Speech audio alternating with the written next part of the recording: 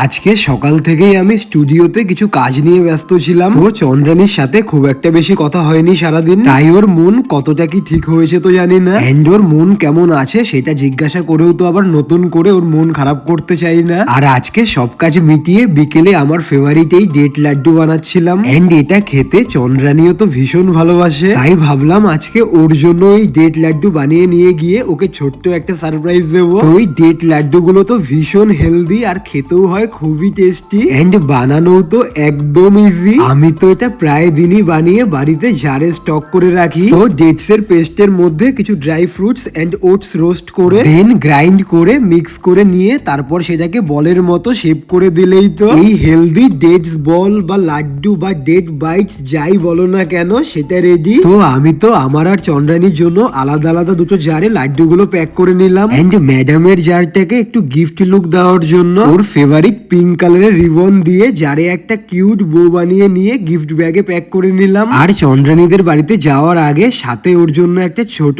Dairy milk সিল্কও নিয়ে নিয়েছিলাম। And এসে তো দেখি আজকে এতটা রাত হয়ে গেছে, স্টিলও কাজ করছে। তো আজকে তো আমার ওর সাথে দেখা করার কোনো প্ল্যানিং ছিল না, তাই আমায় হঠাৎ দেখে ভীষণ হ্যাপি তো হয়েছে, বাট সাথে আবার গিফট ব্যাগ দেখে অবাকও। এন্ড ও তো ফার্স্টে বোঝেইনি যে এটা কি। তো তারপর ডেটস বল দেখে সাথে সাথে টেস্ট করে খেতে যে পারফেক্ট হয়েছে সেটার অ্যাপ্রুভালও দিয়ে দিয়েছে।